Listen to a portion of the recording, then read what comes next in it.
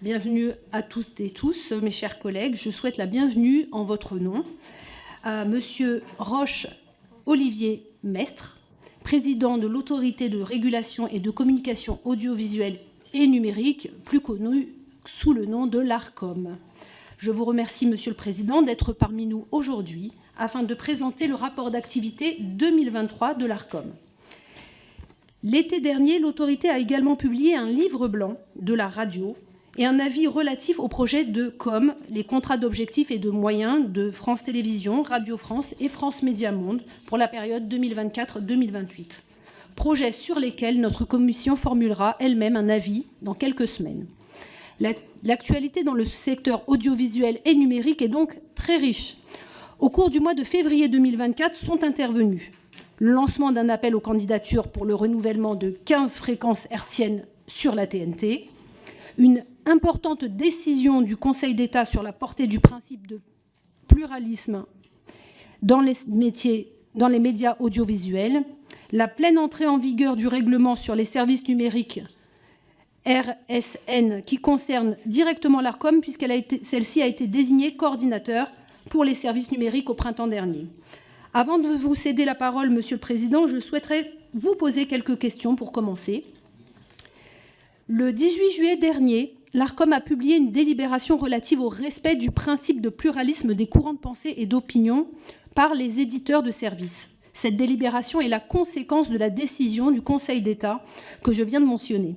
Ainsi, l'ARCOM prend en compte les interventions de l'ensemble des participants au programme diffusé pour s'assurer que, je cite, « l'expression des courants de pensée et d'opinion ne soit pas au regard de l'exigence de diversité, affectée par un déséquilibre manifeste et durable, en particulier dans les programmes d'information et les programmes concourant à l'information. » Pouvez-vous donc nous préciser la méthodologie mise en œuvre par l'autorité? Dans le livre blanc de la radio, vous proposez un objectif de niveau d'audience numérique à 50% pour d'ici 2033, ce qui permettrait d'envisager l'extinction de la diffusion en FM à cette date au profit de la radio numérique terrestre, en DAB+. Cette transition vers le DAB+, représente un coût important pour les petits éditeurs. Que proposez-vous donc? Enfin, comment proposez-vous de les accompagner au mieux? Par ailleurs, pouvez-vous nous éclairer sur les risques à maîtriser dans ce processus et comment limiter ces risques?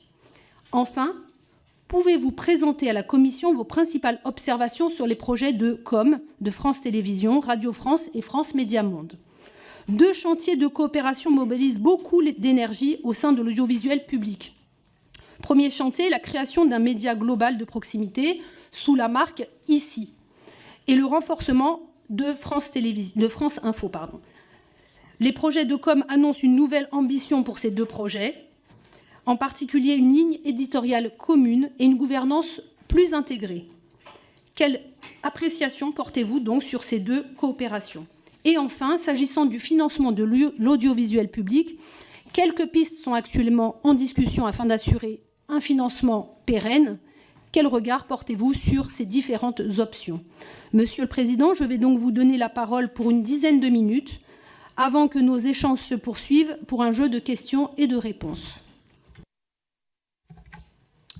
Madame la Présidente, Mesdames et Messieurs les députés, ce n'est pas sans une pointe d'émotion que je me présente devant vous ce soir pour la 6e et dernière fois. Il reviendra en effet à mon successeur de vous présenter l'année prochaine le rapport annuel de l'autorité, moment toujours privilégié pour l'ARCOM d'échange avec votre commission et la représentation nationale. Permettez-moi, Madame la Présidente, d'abord de vous remercier de votre accueil, de vous adresser nos chaleureuses félicitations pour votre élection à la tête de cette belle commission. Félicitations que j'étends naturellement à tous les députés élus ou réélus qui composent cette commission. Je profite également de cet instant pour vous présenter le nouveau directeur général de l'autorité, Alban de Nervaux, conseiller d'État, qui nous a rejoint donc, le 1er juillet dernier. Avant de répondre à vos trois questions, je voudrais prendre quelques minutes pour vous exprimer, si vous m'y autorisez, un triple message. D'abord, un message de reconnaissance et de remerciement. Au cours des 6 années écoulées, grâce à l'appui et au soutien constant du Parlement, Assemblée nationale et Sénat réunis, et en tout particulier de votre commission, notre autorité de régulation a opéré, pour ceux qui connaissent bien ces questions, une très profonde mutation. Je crois que l'on peut dire, sans risque de se tromper, que l'ARCOM d'aujourd'hui n'est plus le CSA d'hier. Sous l'effet de 6 directives et règlements européens, d'une douzaine de lois nationales, en 6 ans c'est beaucoup, l'autorité a opéré une véritable métamorphose. Elle a d'abord, je crois, conforté et affirmé son indépendance, composée désormais de 9 membres, désignés par 5 autorités différentes. Le collège de l'ARCOM, un collège solide et uni, a pu porter et mener à bien l'ensemble des missions que lui a confiées le législateur. Elle a ensuite élargi et renforcé son périmètre d'intervention. Alors que les usages, les acteurs, les modes de diffusion connaissent des transformations profondes, il était plus que temps que le régulateur puisse embrasser le monde et le temps tels qu'ils sont pour faire sienne la sphère numérique. Avec la création de l'ARCOM, le 1er janvier 2022, c'est désormais chose faite. Elle a enfin transformé son organisation en tirant tout le parti de la fusion réussie entre le CSA et la DOPI, l'autorité en charge de la lutte contre le piratage.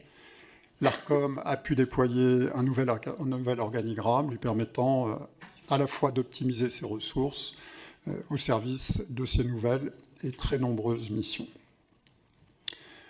Mon deuxième message aura trait à l'intensité de l'activité de l'autorité tout au long de l'année 2023 et du premier semestre 2024, vous y avez fait allusion. Notre rapport annuel que je vous ai adressé il y a quelque temps en témoigne, et je veux devant vous, devant la représentation nationale, rendre un hommage particulier à l'engagement, à la compétence de tous les membres du collège, bien sûr, mais aussi de tous les agents de cette autorité. Ils n'ont ménagé ni leur temps, ni leur peine pour que l'autorité exerce ses multiples compétences. Et le vieux serviteur de l'État que je suis, après 45 années de service public, je crois que je peux dire que c'est probablement l'une des plus belles administrations que j'aurai eu le plaisir de servir. Quelques illustrations de nos actions sur l'année écoulée. D'abord, la mission toujours sensible du respect du pluralisme des courants de pensée et d'opinion. Et je répondrai tout à l'heure à votre question. Vous savez que c'est le fil rouge de la régulation et elle aura été, durant cette période, plus que jamais au cœur de nos travaux, avec les élections en chaîne, élections européennes, qui sont toujours très lourdes à organiser pour le régulateur, compte tenu du nombre de listes en présence, des élections législatives dans la foulée, qui n'étaient pas totalement attendues, ou de la mise en œuvre de l'importante décision du Conseil d'État du 13 février dernier que vous avez évoquée. Ensuite, l'organisation de notre paysage audiovisuel, avec des dossiers aussi lourds que l'appel inédit aux candidatures pour 15 fréquences en TNT nationale, une première. La poursuite du déploiement de la radio numérique, le DAB+, qui couvre et touche maintenant plus de 62% de la population. Le lancement de l'ultra haute définition à l'occasion des Jeux olympiques et paralympiques de 2024. Ou encore la délibération toute récente relative à la mise en œuvre du régime des services dits d'intérêt général, véritable enjeu de souveraineté pour offrir une visibilité appropriée à nos éditeurs nationaux sur les nouveaux environnements numériques. De même, l'ARCOM a été très mobilisée sur tous les enjeux sociétaux de la régulation. Nous pouvons nous réjouir de ce point de vue que cet été exceptionnel ait été l'occasion d'une couverture unique du sport féminin et du parasport à l'antenne, sujet que promeut le régulateur depuis de nombreuses années. Et il en va de même des avancées en matière de protection de l'environnement, avec l'appui de l'ARCEP et de l'ADEME, avec la publication en mai dernier de notre référentiel sur l'éco-conception des services numériques, et pas plus tard qu'hier, une très intéressante étude, c'est une première, sur l'impact environnemental des usages audiovisuels. Ce sont des documents de référence qui constituent des bases de travail étayées et robustes à destination des pouvoirs publics, des fournisseurs et des utilisateurs de services. Enfin, dans la sphère numérique, les échéances n'ont pas manqué non plus au cours de l'année écoulée pour le régulateur. Vous avez évoqué la loi visant à sécuriser et réguler l'espace numérique, qui a officiellement désigné l'ARCOM comme autorité nationale de coordination pour la mise en œuvre du règlement européen sur les services numériques, en lien avec la CNIL et la Direction générale de la concurrence et de la répression des fraudes, avec lesquelles nous avons conclu des conventions pour déployer nos compétences respectives. La coopération européenne aussi, on pourra y revenir, pour la mise en œuvre de ce nouveau cadre de régulation commence déjà à porter ses fruits, avec par exemple l'action que nous avons menée conjointement avec la Commission européenne à l'encontre de TikTok Lite, cette application que le réseau a abandonnée dans l'espace européen. Et à l'occasion du récent sommet de la francophonie, l'autorité qui préside depuis 2 ans le réseau des régulateurs francophones a également contribué activement à l'élaboration et à l'adoption de l'appel de Villers-Cotterêts pour un Internet plus sûr. Je terminerai ce propos introductif par un message de confiance, un message d'espérance pour que la dynamique de cette institution engagée ces dernières années se prolonge à l'avenir. Je voudrais en particulier, si vous le permettez, partager avec vous trois réflexions prospectives. La première concerne l'avenir de l'audiovisuel public. Il joue un rôle crucial pour l'équilibre de notre panorama audiovisuel, qu'il s'agisse de l'information, du soutien à la création ou de sa contribution à la cohésion nationale.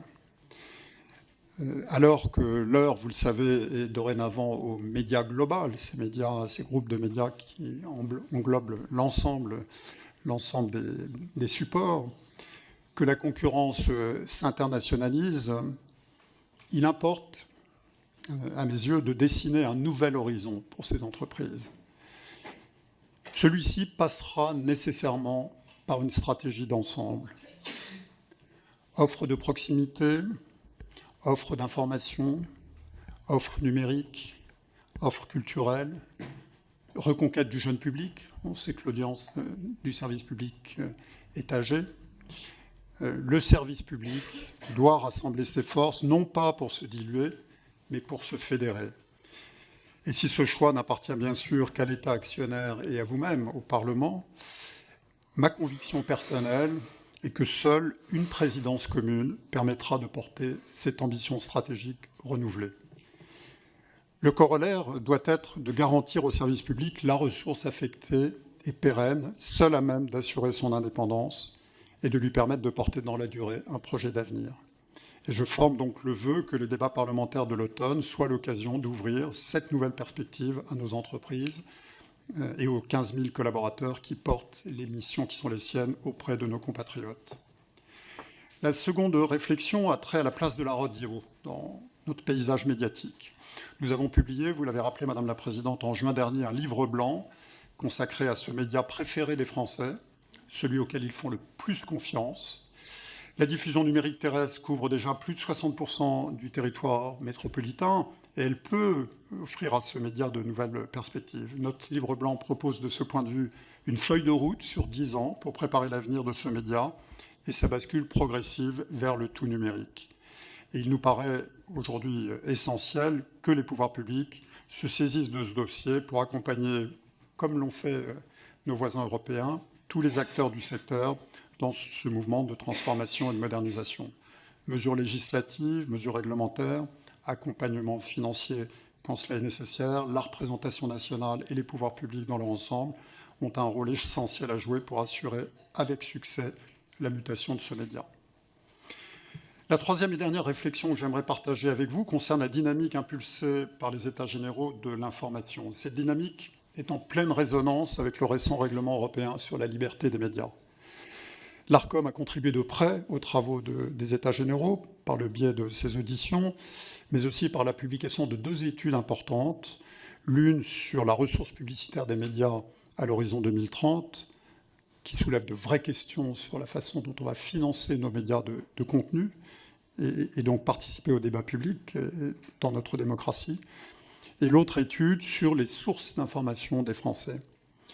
Ces publications abordent des sujets prioritaires, le modèle économique de nos médias, qu'il faut conforter si on veut assurer un pluralisme externe, et la confiance aussi que nos concitoyens placent dans leurs médias d'information. Produire une information de qualité coûte cher, mais les fausses informations nous coûtent plus cher encore. Et à cet égard, le temps de l'action est devant nous pour assurer un meilleur équilibre du financement entre les médias de contenu et les acteurs du numérique, alors que, je le rappelle, ceux-ci capteront 2/3 des recettes publicitaires consacrées aux médias à l'horizon 2030. 2030, c'est demain. Et c'est autant de ressources en moins pour nos acteurs traditionnels, presse écrite, radio, télévision. L'ARCOM appelle aussi de ses voeux, vous le savez depuis de nombreuses années, l'indispensable refonte du dispositif anti-concentration, devenu en partie obsolète, afin de conforter et de préserver le pluralisme des médias. Vous l'aurez compris, Madame la Présidente, Mesdames et Messieurs les députés, le régulateur devenu numérique s'est profondément transformé au cours des 6 années écoulées pour répondre aux évolutions du paysage, aux attentes des publics, aux besoins des éditeurs. Ce régulateur aura changé de nom, il aura changé de dimension, il aura changé de gouvernance, il va même changer à la fin de l'année d'implantation géographique, puisque nous allons quitter les rives de la Seine pour rejoindre le 12e arrondissement d'ici au 31 décembre. Début 2025 va ouvrir une nouvelle page pour l'histoire de l'autorité, avec le renouvellement du tiers de son collège. Alors que bien des défis sont encore devant nous, je souhaite à mon ou à ma successeur d'avoir la chance, comme moi, de bénéficier de la confiance et de l'appui d'un Parlement que je sais très engagé sur nos sujets, à l'écoute des défis du secteur et volontaire sur les solutions à y apporter. Confiance et appui pour défendre et soutenir une autorité qui est reconnue et respectée en Europe, pleinement engagée au service de tous les Français et garante d'une liberté publique fondamentale qui nous unit tous, la liberté de communication. Je vous remercie de votre attention et me tiens à votre disposition pour répondre à vos questions. Je ne sais pas si vous souhaitez que je réponde aux vôtres. Ou si je pense que vous ferez un package de réponses par la suite. Merci beaucoup, Monsieur le Président. Je vais maintenant donc donner la parole aux orateurs de groupe. Pour le Rassemblement national, Monsieur Philippe Ballard. Merci Madame la Présidente. Monsieur le Président, malgré un marché publicitaire un peu boosté par les JO cet été, le contexte reste tendu et difficile pour l'ensemble de l'audiovisuel français. C'est dans ce cadre que nous accueillons avec vigilance les COM 2024-2028 de l'audiovisuel public. Si je peux me réjouir que vous demandiez un renforcement des synergies entre France TV et Radio France, et on peut le comprendre lorsque l'on voit le rapport coût-productivité du service public, je m'inquiète néanmoins du fait que vous saluez le statu quo en matière d'ouverture de la pub radio et TV aux médias publics en préservant l'absence de plafonnement des recettes numériques. Alors même que dans vos missions, il est écrit noir sur blanc que vous devez veiller aux équilibres économiques du secteur audiovisuel et qu'il y a encore à peine une semaine, le tribunal de commerce condamnait Radio France pour concurrence déloyale. Afin de garantir un marché audiovisuel sain face à la concurrence toujours plus agressive des plateformes, il est indispensable que le service public abandonne ses logiques commerciales. Il y a encore quelques jours, et c'est un exemple, le dirigeant de Netflix annonçait ne pas s'interdire d'ouvrir sa plateforme au marché publicitaire, voire même à ouvrir une chaîne linéaire. C'est pourquoi l'audiovisuel public se doit de rester fidèle à sa mission de service public. Toujours à propos du service public, 2 petites questions. Est-il acceptable qu'un clandestin sous OQTF soit invité par France 5 sur le plateau de C'est à vous ce week-end? Est-il acceptable que sur France Inter, Madame Van Nunecker commence son émission en public en pleine période électorale en annonçant faire une émission anti-RN? Est-ce que l'accomplissement des missions d'intérêt général que vous rappelez dans votre avis au COM, est-ce que ça s'inscrit dans cette ligne? Enfin, afin de garantir la souveraineté audiovisuelle française, il est indispensable de se projeter à moyen long terme et de repenser la visibilité de nos acteurs privés et publics sur les téléviseurs des Français. Je salue la mise en place des SIG sur les téléviseurs dotés de box FAI, mais comment, d'après vous, à l'avenir, garantir la souveraineté audiovisuelle de nos acteurs nationaux quand des constructeurs de télé reçoivent des milliards de la part des plateformes pour les référencer en priorité, c'est-à-dire dès qu'on allume son téléviseur, on voit Netflix, Paramount, Disney+, etc., etc. Je vous remercie et je tiens à saluer les échanges que nous avons eu à de nombreuses reprises et qui ont toujours été constructifs. Je vous remercie. Pour le groupe Ensemble pour la République, Violette Spilbou. Merci Madame la Présidente. Monsieur le Président, après 6 ans à la présidence de l'ARCOM, je tiens donc à vous remercier pour votre action qui se situe aujourd'hui dans une période charnière, vous l'avez rappelé, avec la remise des recommandations des États généraux de l'information et des nombreuses études que nous avons maintenant en main. L'ARCOM innove régulièrement, il faut le rappeler, et notamment, vous le savez, ça me tient à cœur, en 2023, il y a eu la création d'un groupe de travail spécifique sur l'éducation aux médias et à l'information, ainsi qu'à la citoyenneté numérique. L'ARCOM est aussi en première ligne, vous l'avez rappelé, sur la présentation des contrats pluriannuels d'objectifs et de moyens de l'audiovisuel public, et puis sur la délicate question de la réattribution des fréquences TNT. Comme vous le savez, avec plusieurs collègues députés, nous sommes préoccupés de l'augmentation continue des missions de contrôle confiées à l'ARCOM et de sa capacité à faire face à ses besoins grandissants et à donc mieux sanctionner. Le déferlement de la désinformation en ligne, les ingérences étrangères, la manipulation, l'absence de régulation des contenus sur les réseaux sociaux.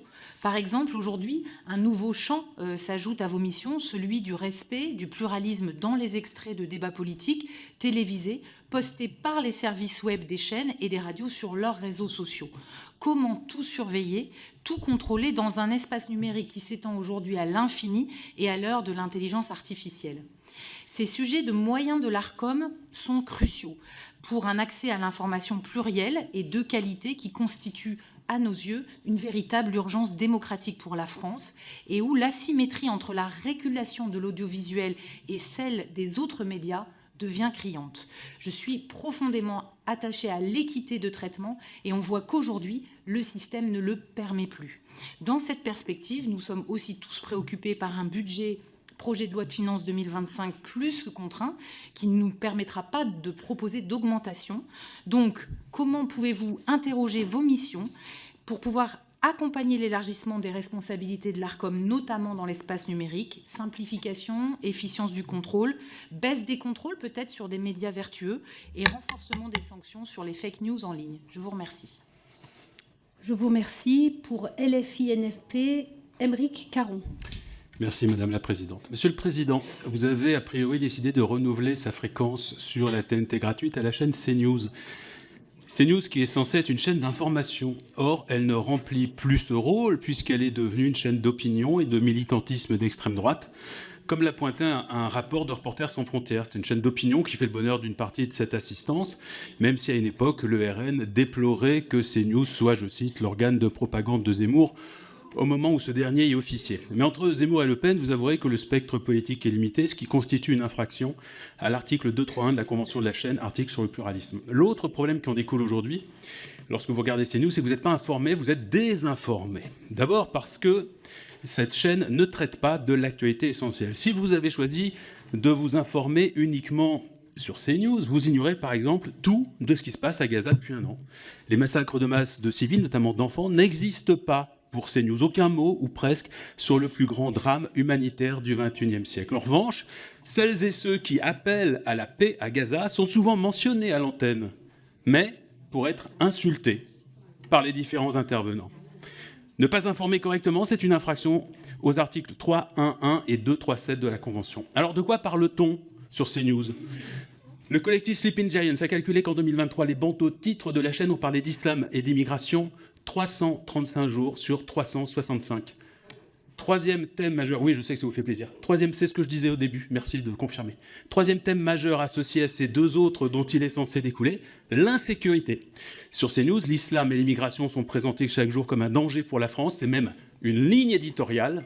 Il s'agit d'une infraction à l'article 232 de la Convention sur le respect des sensibilités religieuses et culturelles du public. En fait, CNews est un grand robinet à fake news qui explique que les anges et les démons se livrent à un combat sans merci, mais que nous sommes aidés par l'archange Saint-Michel. L'AFP n'a pas confirmé. Que la première cause de mortalité dans le monde est l'IVG, ou encore que le réchauffement climatique n'a pas d'origine humaine. Voici donc ma question.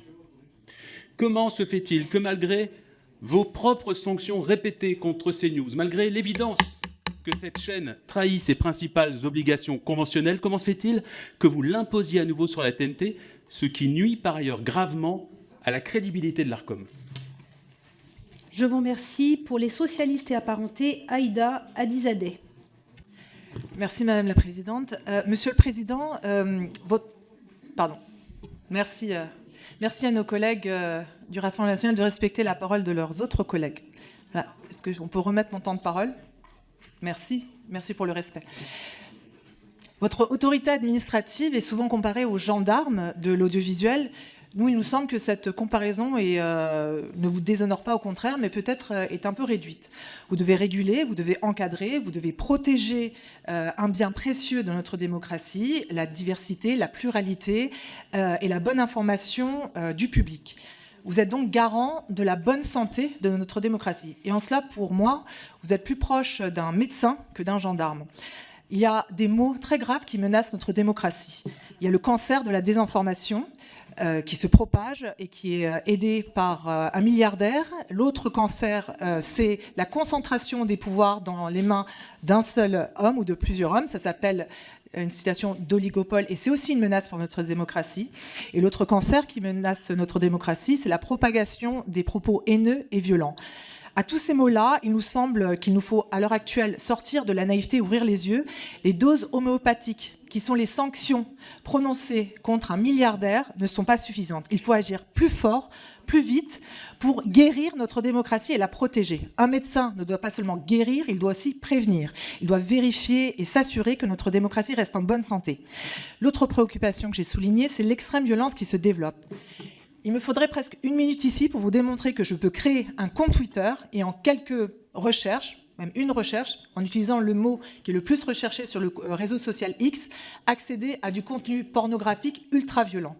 La régulation et l'encadrement et la sanction contre les plateformes, les réseaux sociaux qui propagent des propos haineux, violents, en particulier en direction des jeunes générations, doit être une préoccupation constante. Et je souhaiterais savoir quels sont les remèdes que vous allez appliquer pour lutter contre ces phénomènes-là. Et soyez assurés que nous, députés socialistes, nous serons toujours à vos côtés pour demander et obtenir, je l'espère, plus de moyens pour votre autorité et afin qu'elle reste aussi indépendante. Je vous remercie. Pour la droite républicaine, Virginie Duby-Muller.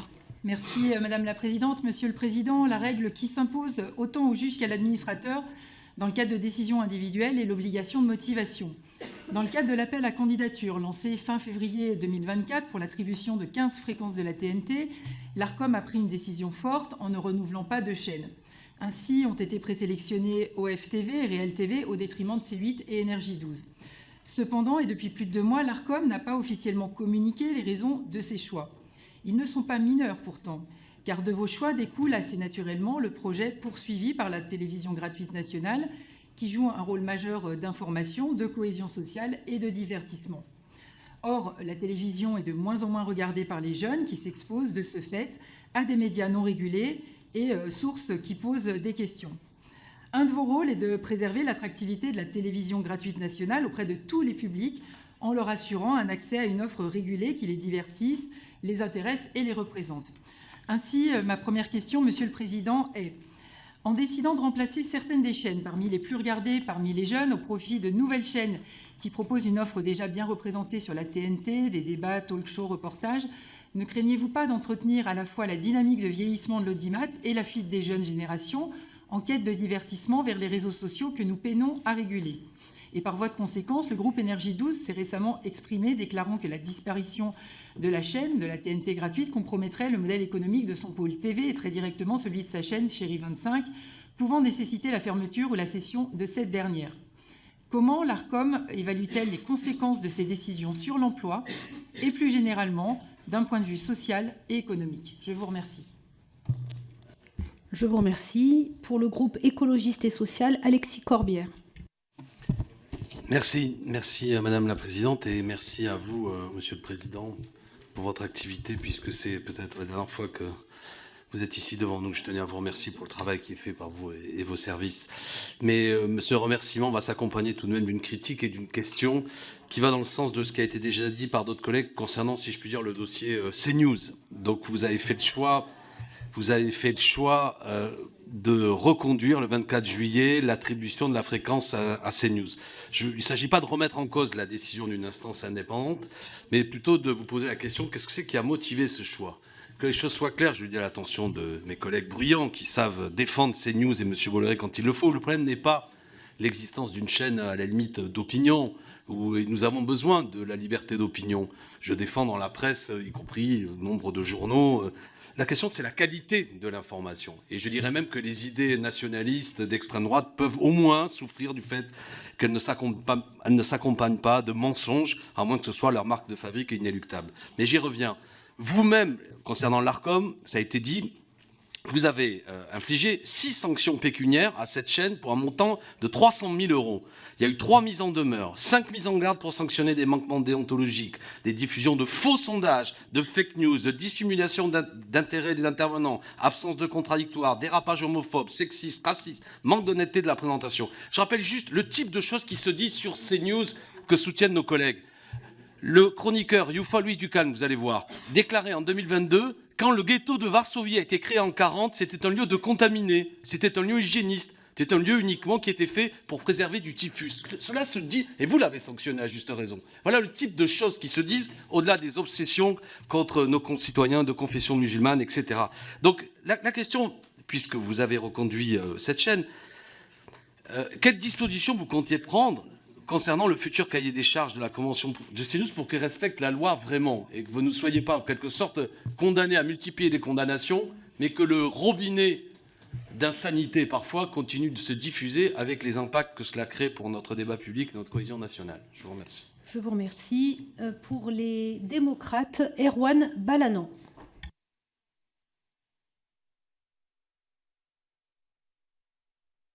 Ça va être mieux. Merci Madame la Présidente, merci Monsieur le Président de l'Arcom de venir une fois encore dans cette commission. On s'est croisés sur le projet Estren et je salue moi aussi votre travail.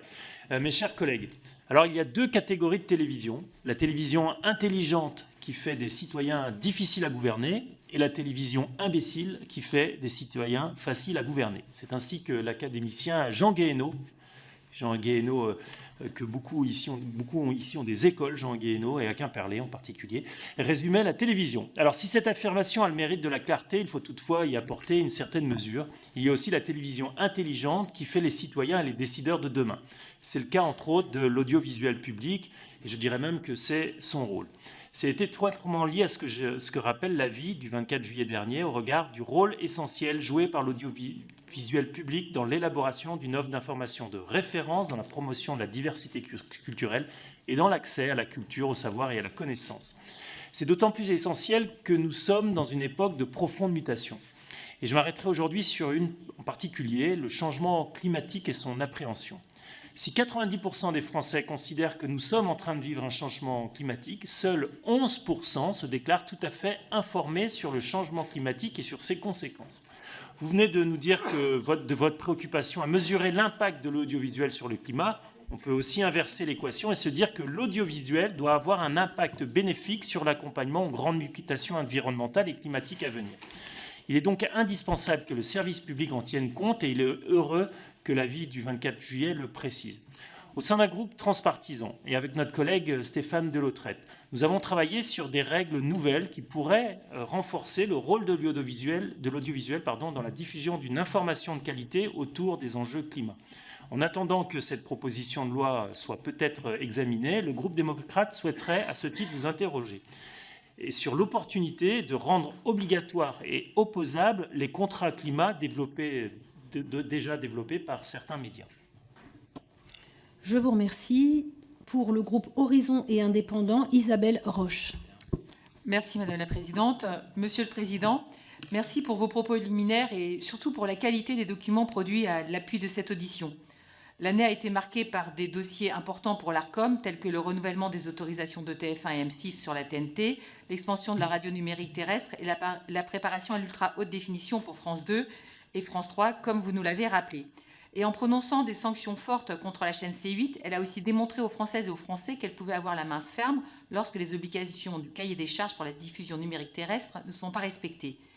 Nous avons également, nous législateurs, confié de nouvelles missions à l'Arcom, vous l'avez rappelé, incluant la régulation des acteurs numériques. En particulier, l'autorité a été désignée comme coordinateur pour les services numériques en France dans le cadre de la mise en œuvre du règlement sur les services numériques, RSN, entré en vigueur en août 2023. Et ma première question, au nom de mes collègues du groupe Horizon et Indépendants, porte sur ce point.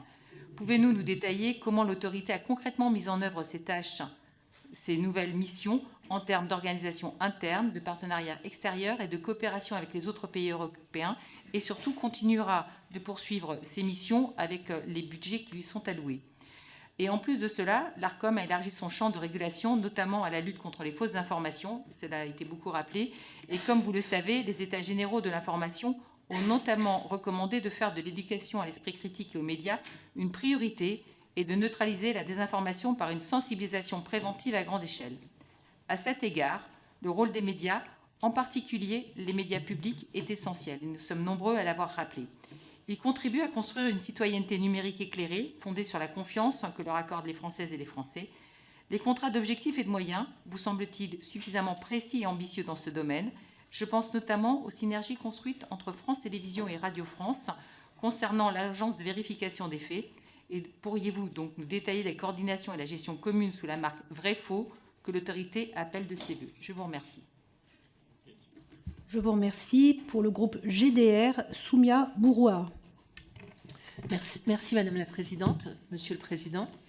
Au mois de mai dernier, nous avons examiné ici même, dans cette commission, la proposition de loi relative à la réforme de l'audiovisuel public et à la souveraineté audiovisuelle.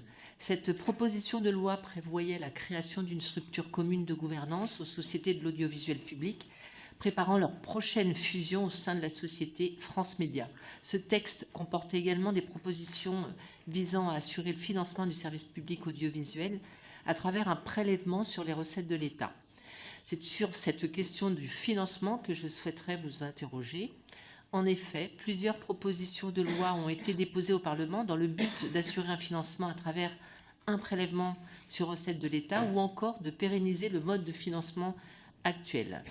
Monsieur le Président, l'ARCOM a récemment réaffirmé au sein de son avis du 24 juillet relatif au projet de contrat d'objectifs et de moyens que la garantie des ressources du secteur de l'audiovisuel public constitue un élément déterminant de son indépendance, laquelle concourt à la mise en œuvre de la liberté de communication. Voici ma question. Est-ce que vous considérez que ces mesures présentent un danger pour le financement de l'audiovisuel public ? Face au risque d'une étatisation du financement de l'audiovisuel public qui serait à même de mettre en danger son indépendance, mon groupe, le groupe GDR, défend l'instauration d'une nouvelle contribution à l'audiovisuel public réformée, universelle et proportionnelle. Cette mesure, plus en phase avec la réalité des usages de l'audiovisuel, permettrait également de maintenir un lien fort entre ce service public et l'ensemble de nos concitoyens. Et donc, je souhaiterais également connaître votre position sur cette proposition. Je vous remercie. Je vous remercie. Et donc, nous terminons avec le groupe UDR, Bartholomé Lenoir. Merci Madame la Présidente. Monsieur le Président, je voudrais évoquer avec vous la décision de l'ARCOM de ne pas renouveler sur la TNT les fréquences des chaînes C8 et NRJ12. Nous vivons aujourd'hui une crise de la démocratie. En 2024, 68% de nos compatriotes estiment en effet qu'elle ne fonctionne pas. Cette crise est alimentée par des décisions institutionnelles allant contre l'avis de la majorité. Je repense par exemple à la décision du Conseil constitutionnel de censurer la loi sur l'immigration en début d'année, quand tant de Français l'appellent de leur vœu. Cette crise est aussi alimentée par des décisions d'un si petit nombre allant contre la liberté des Français. En cela, l'ARCOM alimente la crise démocratique, car les 9 membres du collège n'ont pas seulement condamné C8 et NRJ12, mais aussi des millions de téléspectateurs, comme le prouvent les récents records d'audience de ces chaînes. Alors, vous me répondrez sans doute que la composition de votre collège se veut démocratique, car 3 des membres du collège de l'ARCOM sont désignés par la présidente de l'Assemblée nationale, 3 autres par le président du Sénat, et vous-même par le président de la République. Mais je voudrais vous demander si vous vous êtes senti sincèrement légitime à choisir à la place des millions de Français ce qu'ils doivent regarder après une longue journée de travail, ou mieux, après avoir financé, comme contribuable, le financement de l'ARCOM. Merci. Bien, je vous remercie pour vos questions. Et donc maintenant, nous donnons la parole au président Mestre pour les réponses. 10 minutes, ce serait bien, si vous arrivez à le faire, sinon 15, mais pas plus. Merci beaucoup, parce qu'après, il y a beaucoup de questions d'1 minute. Beaucoup. Merci, c'est un peu question pour un champion, Madame la Présidente, mais je vais essayer de m'y tenir. Je vais répondre en bloc aux différents thèmes qui ont été abordés par les différents orateurs. D'abord sur le pluralisme, puisque c'était votre première question, pour rappeler que c'est un principe qui est posé dans la loi de 86. Comme vous le savez, j'étais au cabinet du ministre quand on a rédigé et fait adopter cette loi à l'époque. C'est un principe fondateur de la loi de 86 d'imposer aux médias audiovisuels le respect du pluralisme des courants de pensée et d'opinion. Pendant une quarantaine d'années, ce texte a été interprété comme s'appliquant au pluralisme politique, c'est-à-dire cette obligation qui est faite aux médias de communiquer la liste des personnalités politiques qu'ils reçoivent sur leurs antennes, de communiquer les temps de parole, laissant le soin aux régulateurs de s'assurer de l'équilibre et donc de l'équité d'accès aux médias audiovisuels par les forces politiques qui concourent au débat démocratique que vous représentez ici au sein de cette Assemblée. La décision du Conseil d'État du 13 février est une innovation, c'est une lecture nouvelle de la loi, j'allais dire un peu inattendue et beaucoup plus large, puisqu'elle nous dit, certes, le pluralisme politique, mais vous devez, dorénavant, puisque c'est son interprétation du texte, appliquer le raisonnement du pluralisme à l'ensemble des programmes et à l'ensemble des intervenants. C'était un geste de grande confiance du Conseil d'État à l'égard du régulateur, et cette confiance était si forte qu'il nous a laissé le soin d'en préciser les modalités. Ce que nous avons fait par une délibération du mois de juillet de cette année, pour préciser que le contrôle de l'Arcom, je réponds à votre question, Madame la Présidente, porterait en priorité conformément au sens de la décision du Conseil d'État sur les programmes d'information et les programmes qui concourent à l'information. Je rappelle que la décision du Conseil a été rendue à propos d'une chaîne d'information en continu, que le régulateur ferait porter un contrôle sur une notion de déséquilibre manifeste et durable, c'est-à-dire un déséquilibre ostensible, structurel, on dirait systémique aujourd'hui, et durable. Ce n'est pas un déséquilibre ponctuel dont il est question, c'est un déséquilibre inscrit dans la durée, à partir d'un faisceau d'indices qu'on précise dans notre délibération, et notamment, bien évidemment, la pluralité des intervenants, la pluralité des thèmes traités, la pluralité des points de vue qui sont entendus, et avec un contrôle inscrit dans la durée, durée plus courte pour les chaînes d'information compte tenu des volumes qui sont diffusés sur ces antennes. Donc, ce sera une durée d'1 mois, et pour les autres chaînes, une durée de 3 mois. Cette décision du Conseil et puis cette délibération nous a amené bien évidemment à réunir individuellement chacun des éditeurs de télévision concernés, de médias concernés, pour leur expliciter la décision, pour leur expliquer la méthode qui serait celle dorénavant du régulateur. Tout cela a été confirmé par écrit à chaque éditeur. Et nous avons prononcé, comme vous le savez, une première mise en garde au début du mois d'août sur l'un de ces éditeurs. Donc voilà la précision, l'élément nouveau dans le paysage qui est cette décision importante du Conseil. J'en viens au service public, puisqu'effectivement vous allez devoir donner votre avis sur les contrats d'objectifs. Alors je rappelle qu'on a été saisis nous-mêmes avant l'été, qu'on a rendu notre avis au mois de juillet, vous en avez eu connaissance. Nous avons eu communication d'un projet sur des hypothèses qui, si je lis bien la presse aujourd'hui, ne seraient peut-être plus celles qui vont être en définitive proposées. Donc bien évidemment, notre avis ne vaut que sur la base des documents qui nous ont été communiqués au mois de juillet. Et si les données sont changées, bien évidemment, le régulateur peut se réserver une modification de son point de vue sur ces documents. Trois observations simples sur le sujet. D'abord, je l'ai dit, nous considérons que l'audiovisuel public joue un rôle central dans l'équilibre de notre paysage audiovisuel. C'est 30% des audiences en radio, en télévision. C'est 4,5 milliards, grosso modo, de poids économique, 15 000 salariés, un rôle central sur l'information, sur le financement de la création audiovisuelle cinématographique, sur l'accès au savoir, à la connaissance, sur le divertissement également de nos compatriotes. Deuxième observation, nous estimons que la question des convergences est aujourd'hui centrale pour l'audiovisuel. Je le dis très simplement, au moment où je m'apprête à quitter ces fonctions, le statu quo n'est pas possible. Le monde audiovisuel change très vite. Tous les médias sont en phase d'adaptation. TF1 a revu sa stratégie à l'occasion du changement de son management. M6 a emboîté le même mouvement. Le groupe CMA, qui vient de succéder à Altis Media, est dans la même dynamique. On est dans une phase, et à l'instar de ce qui se passe pour beaucoup de services publics au-delà de nos frontières, de déploiement d'un média global qui embrasse l'ensemble des vecteurs de la diffusion. Maintenant, quand on fait de la presse écrite, on fait aussi de la vidéo, on fait aussi de l'Internet. Quand on fait de la télévision, on fait aussi de la radio, on fait aussi du podcast, on fait aussi de l'Internet. La principales radios nationales sont aujourd'hui adossées à des groupes de télévision, comme vous le savez. Et le service public ne peut pas rester au bord du chemin. Et j'ai la conviction que si on laisse le soin de porter ces collaborations à la seule volonté des exécutifs de ces entreprises, nous n'avancerons qu'à un rythme de tortue. Il faut regarder les choses en face.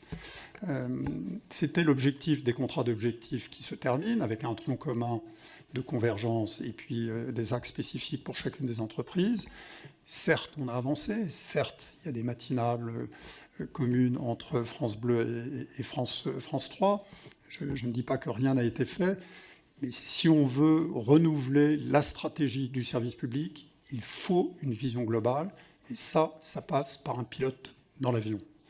Je suis convaincu que le renouveau du service public passera par une présidence commune à un moment ou un autre. Je ne parle pas de fusion, je parle d'une vision stratégique commune, une ambition commune pour porter quelques projets stratégiques majeurs, l'offre de proximité, l'offre numérique, l'offre d'information, pour ne citer que ces exemples, avec aussi comme objectif, bien évidemment, de reconquérir la jeunesse. Je rappelle que l'âge moyen du téléspectateur à France Télévisions aujourd'hui, c'est 65 ans. Troisième observation sur le service public, je l'ai dit, c'est une position constante du régulateur. La garantie de son indépendance, c'est un financement dédié, pérenne, spécifique, qui donne de la visibilité à ces entreprises. Ce sont des entreprises très complexes à piloter. France Télévisions, vous le savez, c'est plus de 8000 salariés, 4500 pour Radio France. Donc, c'est des entreprises qui ont besoin d'un peu de profondeur pour conduire leur action. Et si on veut qu'elles le mènent en toute indépendance, il faut garantir à ces entreprises un financement spécifique. Donc, je suis très clair, c'est la position constante du Collège en la matière. Alors après, le magistrat de la Cour des comptes que je suis ne rentrera pas dans un débat théologique sur TVA, prélèvement sur recettes. Il y a des spécialistes de finances publiques sûrement plus calés que moi dans cette assemblée pour pencher dans un sens ou dans un autre. L'important, c'est d'éviter la budgétisation. C'est ça l'important. À titre personnel, je pense que le prélèvement sur recettes serait plus optimal, mais bon, c'est mon point de vue personnel, c'est le pouvoir souverain du Parlement, le consentement à l'impôt, c'est le Parlement. Je pense qu'il est essentiel de garantir ce financement spécifique à l'audiovisuel public. Donc, offrons une ambition renouvelée à notre service public, on en a besoin. Ça passera, qu'on le veuille ou non, je vous le dis, ma conviction, par une présidence commune. Je ne parle pas d'une fusion, je parle d'une présidence commune, de quelqu'un qui porte une vision de l'entreprise à l'instar des grands groupes privés, et par un financement spécifique. Troisième remarque sur la TNT. Sur la TNT, le régulateur remplit sa mission. La mission du régulateur, elle est simple. C'est la loi, toute la loi, rien que la loi. La seule chose que j'ai sur mon bureau, c'est la loi de 86, son interprétation par le juge. Les fréquences de la TNT, je ne parle ici que de la TNT, c'est un bien public qui appartient effectivement à chacune et chacun d'entre nous, qui appartient à la nation. C'est un bien rare qui est attribué gratuitement aux éditeurs. Ce n'est pas le cas pour les télécoms, je vous rappelle. Pour les télécoms, c'est attribué avec des mécanismes d'enchères. Là, c'est attribué gratuitement sur la base d'un projet porté par chaque éditeur pour une durée limitée dans le temps. Si on veut que les autorisations soient attribuées pour l'éternité, monsieur le député, il suffit de modifier la loi. Vous êtes législateur. Si vous estimez que les fréquences doivent être attribuées ad vitam aeternam, il suffit de modifier la loi. Ce n'est pas le cas aujourd'hui. La loi dit que les fréquences sont attribuées pour une durée de 10 ans maximum, renouvelable une fois pour 5 ans. Et là, on se retrouve dans une configuration très particulière dans l'histoire de la TNT, avec 15 fréquences qui arrivent à échéance en 2025. Donc le régulateur a déroulé la procédure qui est fixée par la loi. Elle est totalement balisée. Notre marge de manœuvre est quasi nulle. Consultation publique qui s'est déroulée l'année dernière, conclusion rendue publique, étude d'impact rendue à la fin de l'année dernière, publiée, appel à candidature, dont les termes ont été rendus publics, bien évidemment, pour chacun, avec des clauses tout à fait précises, des auditions que vous avez pu voir chacun, qui ont été menées, je crois, par le Collège de façon extrêmement professionnelle, et que chacun a pu apprécier pour juger les projets auxquels nous étions soumis. Analyse de dossiers de candidature qui sont conformes au cahier des charges très, très dense. Et au terme de ces auditions publiques, une délibération du Collège qui amène à une présélection. J'insiste sur ce point, ce n'est pas une décision de l'ARCOM, c'est une présélection. Et s'ouvre à partir de là, conformément à la loi, une nouvelle phase, qui est la phase d'élaboration des conventions qui doivent lier les éditeurs aux régulateurs. Cette phase est en cours. Nous avons envoyé les projets de convention la semaine dernière. Je vais y revenir en essayant de rester quand même dans les temps impartis. Et ce n'est qu'au terme de ce processus, qu'à partir du moment où les conventions seront signées par les éditeurs, que le régulateur délivrera ou ne délivrera pas les autorisations à ces éditeurs. Comme vous le savez, il y a une phase contentieuse qui est ouverte par 3 éditeurs. L'ARCOM fera valoir son point de vue. C'est tout à fait légitime dans un état de droit que les autres fassent valoir le leur. Je rappelle que la totalité des décisions du régulateur sont soumises au juge. Ce n'est pas le pouvoir discrétionnaire de 9 technocrates dans la solitude de leur collège qui statuent. Ils le font dans un cadre législatif très précis et sous le contrôle du juge. Et bien évidemment, la motivation de ces décisions sera publique, conformément à la loi. La loi dit que dans le mois qui suit la délivrance des autorisations, le régulateur notifie ses décisions de rejet. Ça ne vaudra pas que pour ces éditeurs-là, ça vaudra pour d'autres auditeurs. Je rappelle qu'il y avait 24 candidats pour 15 fréquences, donc la compétition était rude. Et la loi nous impose donc bien évidemment, dans ces décisions de rejet, de motiver nos décisions. C'est ce que nous avions fait pour TF1 et M6 l'année dernière. Vous savez qu'on avait eu un recours de Xavier Niel que l'ARCOM, en l'occurrence, a gagné. Sur la radio, je reviens sur ce point. Je crois que le livre blanc que nous avons communiqué à la représentation nationale, au pouvoir public, balise un chemin pour les 10 années qui viennent, avec un séquencement qui devrait passer, à notre sens, par quelques mesures législatives. Si un projet de loi, à un moment ou un autre, une proposition de loi vient sur le sujet des médias, nous serons présents pour les porter, pour faire en sorte que ce média nouveau qui est la radio numérique puisse se déployer. On est maintenant à plus de 60% de couverture de la population française. Tous les véhicules, depuis un peu plus de 3 ans maintenant, qui sont livrés sur le marché, ont tous un autoradio équipé de la puce DAB+. L'équipement des ménages lui-même est en train de progresser. On est à un moment où il faut mieux faire connaître cette technologie. Il y a une association pour la promotion du DAB qui rassemble les éditeurs qui y œuvrent. Et donc je crois qu'il faut porter ce processus d'accompagnement pour les aider. Sur le pouvoir de sanction, j'entends beaucoup de choses. Je voudrais quand même rappeler ici, mais ceux qui participaient à la commission d'enquête sur la TNT le savent, puisque je l'ai dit, je l'ai rappelé, l'ARCOM ne peut pas sanctionner directement un média. La loi nous fait l'obligation, dans un premier temps, de prononcer une mise en demeure, et ce n'est que quand il y a une réitération d'un manquement qui a fait l'objet d'une mise en demeure qu'on rentre dans une possible procédure de sanction, dont la décision initiale revient à un rapporteur indépendant. Ce n'est pas le collège qui l'initie, c'est un rapporteur indépendant, membre du Conseil d'État, qui, comme un procureur, en regardant le dossier, engage ou n'engage pas des poursuites. Il instruit le dossier dans une procédure contradictoire, et au terme de son rapport, l'ARCOM reprend la main, auditionne les parties et prononce ou ne prononce pas de sanctions. Je crois que le régulateur, sur les années écoulées, a fait la démonstration qu'il savait utiliser toute la panoplie des outils qui étaient à sa disposition, y compris avec des sanctions significatives que vous avez rappelées, et que sa main ne tremble pas quand elle ne doit pas trembler. Mais je rappelle que la régulation, elle repose sur un équilibre permanent entre, d'un côté, la défense d'une liberté publique fondamentale, la liberté de communication, qui est extrêmement protégée, et heureusement, dans notre droit, vous en bénéficiez tous quotidiennement. C'est un droit qui est vraiment très protégé par le Conseil d'État, par la Cour de cassation, par la Cour européenne des droits de l'homme. Il y a un arrêt bien connu de la Cour européenne des droits de l'homme qui rappelle que la liberté d'expression, c'est ce qui heurte et ce qui choque. La liberté d'expression, ce n'est pas le politiquement correct.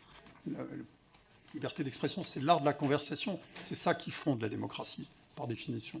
C'est d'entendre un point de vue différent du sien et de se dire, tiens, je vois les choses différemment parce que j'ai entendu un autre point de vue. C'est ce que vous faites. Mais, monsieur le député, sur tous les actes racistes, le régulateur intervient.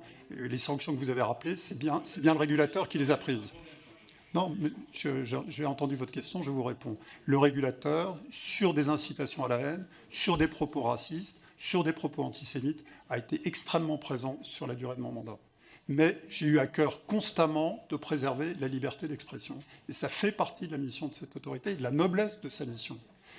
Excusez-moi de vous dire, mais je le vois bien dans le quotidien de cette autorité, sur la montée des intolérances dans ce pays, et sur la tentative même d'instrumentalisation de l'ARCOM, je le dis très clairement.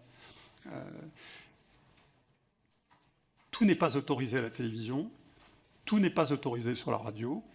Quand il y a des manquements, ce collège intervient et le fait sans que sa main tremble. Il le fait de manière proportionnée parce que c'est ce que le législateur lui demande de faire, mais il prend des décisions fortes. Écoutez, voilà, c'est difficile, ça a été constaté par les uns et par les autres, et certains nous en font même ici grief. Le règlement sur les services numériques. Je sais bien toutes les ombres qui planent sur les réseaux sociaux, sur les plateformes numériques, bien évidemment. Et j'en suis moi-même, comme beaucoup d'entre vous, victime, comme toute autorité publique. J'ai mon lot de menaces de mort et d'injures publiques, comme chacun d'entre vous. Mais la régulation audiovisuelle, elle a 40 ans derrière elle. La régulation des réseaux sociaux, elle est au début de l'histoire. Le règlement européen sur les services numériques, il n'a pas un an. Il se met tout à fait en place maintenant. Et ce que je veux vous dire, c'est qu'aujourd'hui, il y a un horizon qui se dessine devant nous. On n'est plus dans la situation dans laquelle on était il y a encore peu de temps, totalement démunis au regard de ce qui se passe sur ces acteurs. D'abord, le régulateur, il se met en place avec la Commission européenne qui est au centre du dispositif, comme vous le savez, des autorités nationales dans chaque pays de l'Union qui constituent un conseil, un board, pour employer du français d'outre-Manche, qui se réunit très activement. Les premières enquêtes ont été ouvertes sur X notamment, mais sur d'autres, comme vous le savez, sur TikTok en particulier. Et donc ce régulateur qui dispose d'un pouvoir de sanction, qui peut aller jusqu'à 6% du chiffre d'affaires mondial, il est aujourd'hui en mouvement.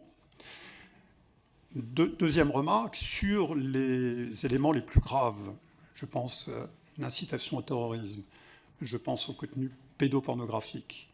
Nous sommes aujourd'hui en situation active. Nous avons une plateforme de gendarmerie que nous supervisons, nous, pour nous assurer qu'elle n'abuse pas de ses pouvoirs, qui est la plateforme Pharos. 150 000 contenus bloqués directement par cette plateforme, c'est l'ordre de grandeur pour l'année dernière. Sur les ingérences étrangères, la France est maintenant avec un organisme qui monte fortement en puissance, Viginum, qui contrôle les ingérences étrangères, qui permet au gouvernement de dénoncer auprès des autorités des pays concernés ces contenus. Les lignes bougent. La société civile est partie prenante à ce dispositif et nous allons commencer à désigner dans les semaines qui viennent les premiers signaleurs de confiance qui sont prévus par le règlement européen sur les services numériques. Le juge est dans le dispositif. On n'est plus caché par son anonymat aujourd'hui. L'affaire Telegram le montre très bien, où le juge, la justice, peut remplir son office. Ce qu'on a observé pendant les émeutes, les injonctions judiciaires ont très bien fonctionné. La justice a condamné qui devait être condamné. Donc le mouvement, il est en cours. C'est une régulation naissante. On a la chance d'être sur un continent européen qui est pionnier, qui ouvre la voie. C'est le premier continent qui essaie de se doter d'une réglementation de niveau continental pour maîtriser ces acteurs. Et donc, c'est ça que je veux vous dire, sans gommer bien évidemment tout ce que nous savons, toutes les zones d'ombre, mais il y a un horizon nouveau qui se dessine pour la régulation de ces acteurs et qu'on peut regarder, je pense, de façon prometteuse. En tout cas, l'ARCOM est pleinement engagé dans cette action avec la Commission européenne et nos collègues européens. Sur la question des moyens, l'ARCOM s'inscrira par définition dans le cadre des finances publiques qu'on lui donnera.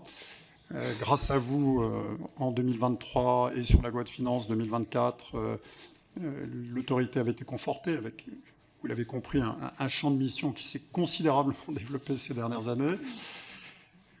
La corde budgétaire commence à se faire sentir dès cette année, puisque nous avons déjà eu des gels de crédit importants pour cette année.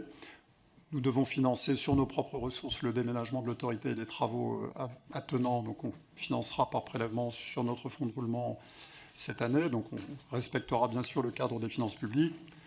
Mais il n'est pas exclu, si nous souhaitons bien remplir les missions que vous nous confiez, qu'on revienne peut-être vers vous l'année prochaine pour être accompagnés et aidés dans notre action. J'ai oublié d'évoquer les états généraux de l'information, qui sont une étape importante. C'est, je trouve, une copie solide, sérieuse, équilibrée. Merci, Madame la députée, pour le groupe de travail que vous avez piloté, qui a enrichi le travail qui avait été mené par ce groupe. Pour notre part, il y a plusieurs pistes qui nous semblent très importantes. Bien sûr, l'éducation aux médias. Vous avez beaucoup insisté dans votre rapport là-dessus. Et c'est bien évidemment prioritaire dans la phase dans laquelle on est. Le droit de l'anticoncentration est, à mes yeux, un élément central si on veut conforter le pluralisme des médias. C'est aujourd'hui un droit, je suis bien placé pour connaître son historique, qui date du monde hertzien, qui ne prend pas en compte le monde du numérique, qui ne couvre que certains secteurs et qui n'a pas cette approche globale qui constitue aujourd'hui la caractéristique des groupes audiovisuels. Donc il faut donner aux régulateurs un droit modernisé et renouvelé pour pouvoir bien remplir ses missions en la matière. Troisième question, à mon avis cardinale, c'est le financement des médias. 2/3 de la recette publicitaire qui finance, en dehors du service public, tous nos médias, presse écrite, radio, télévision, captés par les acteurs du numérique. On peut réclamer du pluralisme. Si on n'assure pas un financement à nos acteurs, on n'aura que nos yeux pour pleurer. Donc il faudra, d'une manière ou d'une autre, il y a des propositions qui ont été faites dans les états généraux de l'information de ce point de vue-là, notamment au niveau européen. Il faut trouver un meilleur partage de la ressource pour préserver nos médias de contenu, ceux qui participent à notre débat démocratique, à notre vie en commun dans ce pays. Donc c'est à mon avis un enjeu central, l'équilibre du financement, le droit de l'anticoncentration. Et le climat, effectivement, donc j'ai évoqué les deux études que nous avons produites avec l'ARCEP et l'ADEME. Les groupes audiovisuels sont engagés dans la démarche des contrats climat. Dans les conventions que nous allons conclure avec les éditeurs, cette thématique est bien évidemment prise en compte. Eux-mêmes sont présents sur ce chantier-là, à la fois dans leur programme, qui se développe beaucoup, dans leur politique interne à l'entreprise. Les studios sont revus maintenant pour avoir meilleure économie d'énergie, notamment sur les lumières. Donc ils sont engagés dans ce mouvement. Mais ce qu'on a voulu souligner par notre dernière étude, c'est que ce secteur n'est pas absent de la problématique environnementale, principalement à cause des terminaux, et notamment du fait qu'on utilise de plus en plus des écrans de télévision de plus en plus grands, qui utilisent des matériaux rares, qui sont énergivores. Et donc il faut aller vers une éco-conception plus raisonnée, et de la même façon sur les usages. Regarder des programmes de vidéo en 4G sur son portable, c'est tout simplement déraisonnable.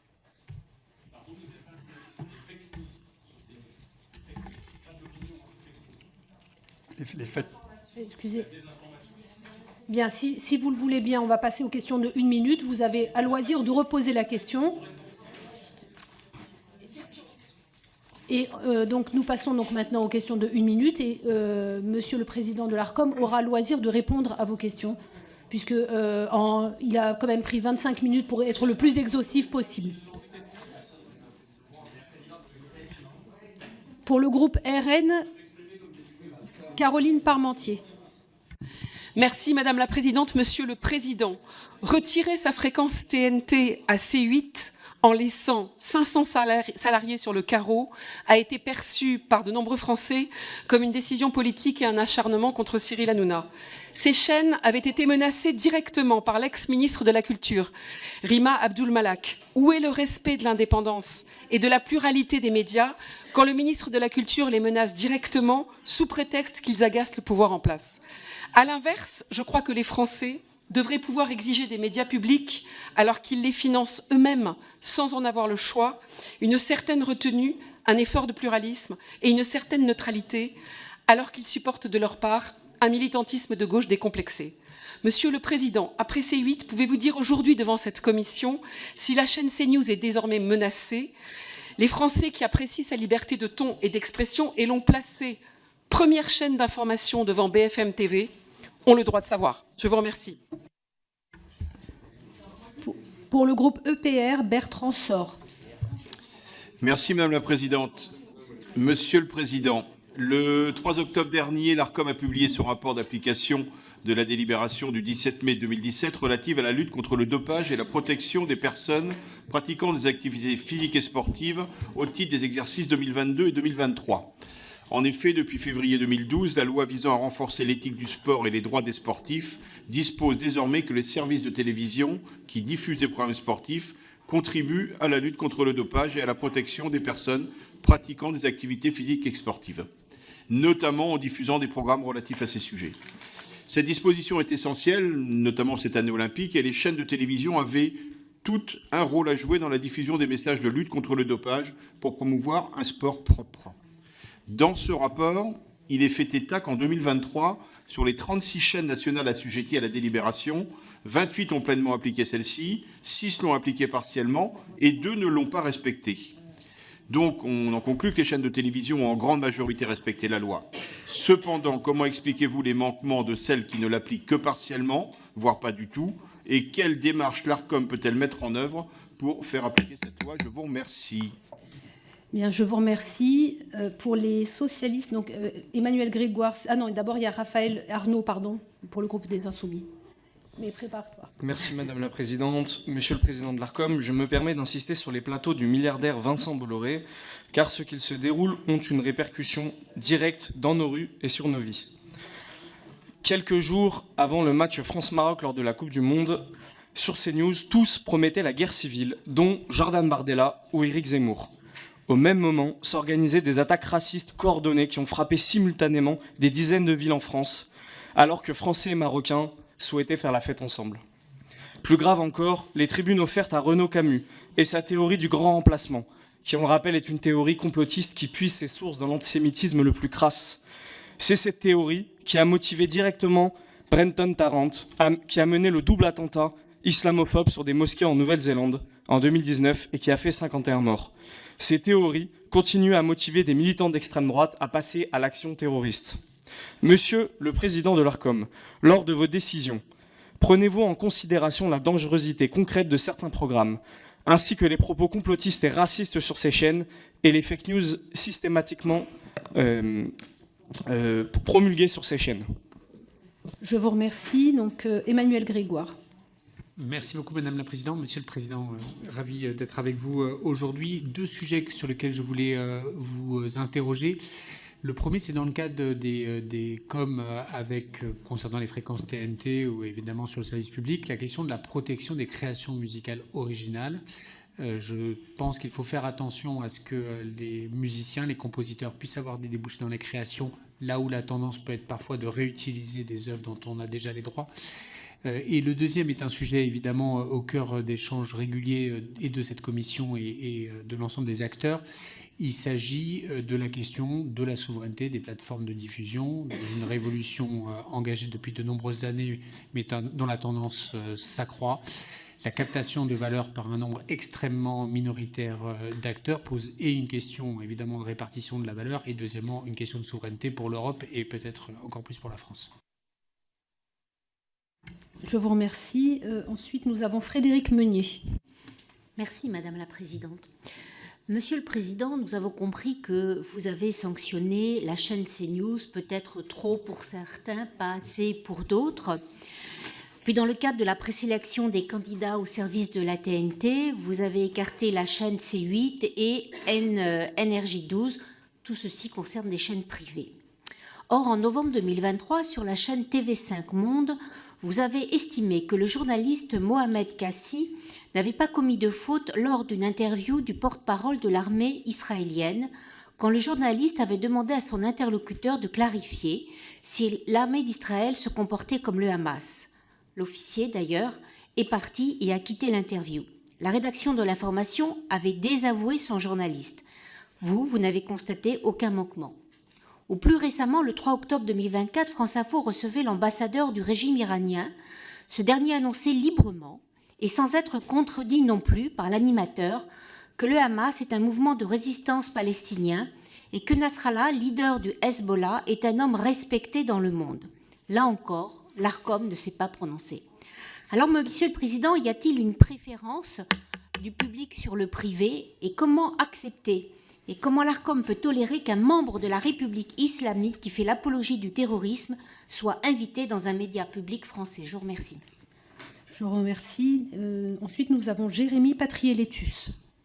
Merci Madame la Présidente. Monsieur le Président, je veux à mon tour saluer votre engagement, que je crois, quel que soit de nos bords politiques et notre vision de l'ARCOM, vous avez servi cette institution avec détermination pour préserver l'information et nos médias qui sont des biens publics et au cœur de nos principes constitutionnels. On le voit d'ailleurs dans nos débats et parfois les clipages qui peuvent exister entre nous. J'aimerais vous interroger sur deux sujets. Le premier, c'est votre relation avec les plateformes. Ma collègue socialiste a évoqué la haine en ligne, qui est un sujet majeur, et la question aussi de la désinformation.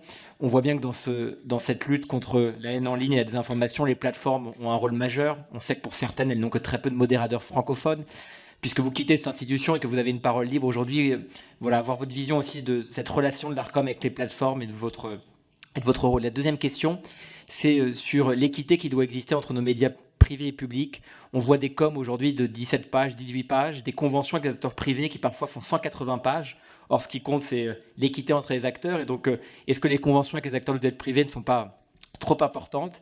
Et dernière question sous-jacente, on a des conventions avec les acteurs privés qui sont différentes. CNews, LCI, BFM, il y a un socle commun, mais c'est pas toujours les mêmes obligations, c'est pas toujours les mêmes engagements. Quand vous discutez avec les uns et les autres, certains vous disent voilà, on a mieux négocié avec l'ARCOM. Est-ce qu'il n'est pas temps d'avoir un modèle commun pour l'ensemble des conventions relatives à l'audiovisuel privé, pardon. Je vous remercie. Je vous ai laissé en plus dépasser, c'est très bien. Il n'y a pas de problème. Ensuite, nous avons Thierry Pérez, s'il vous plaît, pour 1 minute. Merci Madame la Présidente. Monsieur le Président, l'ARCOM publie un rapport annuel de la représentation de la société française dans les médias, classant les individus selon leur origine perçue, c'est-à-dire leur couleur de peau, qu'ils soient, je cite, blancs, noirs, arabes ou autres. En réalité, ce baromètre semble être un véritable baromètre du wokisme, car il opère un focus particulier sur les personnes dites non blanches, reprenant ainsi la logique wokiste du privilège blanc à dénoncer et d'une division de la société entre blancs et non blancs. Ce baromètre, qui fixe des quotas implicites basés sur la couleur de peau, est dangereux car il contribue à une dérive communautariste qui va à l'encontre de l'universalisme républicain. C'est donc en ouvrant l'œil que je vous pose ma question. Ne pensez-vous pas que ce type d'outil est contre-productif et dangereux? Je vous remercie. Merci. Prisca Thévenoud.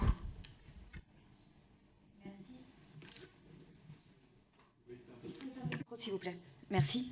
Merci, Madame la Présidente. Monsieur le Président, je voulais vous interroger très rapidement sur le sujet des quotas, avoir votre retour d'expérience au cours effectivement de votre présidence et peut-être donner des pistes de travail pour la présidence à venir. Vous le savez, la loi de 86 permet la mise en place de quotas de chansons françaises permettant aux artistes francophones de se faire connaître grâce à leur exposition en radio. Ce dispositif est d'autant plus vertueux qu'il lance des carrières en mettant en avant l'émergence de nouveaux talents et de nouvelles productions. Force est de constater que ce sont surtout les nouvelles productions qui sont mises en avant. Et quand on dit nouvelles productions, on ne dit pas forcément nouveaux talents, puisque 2 artistes déjà connus et renommés, en formant un duo, sont enregistrés comme nouvelles productions.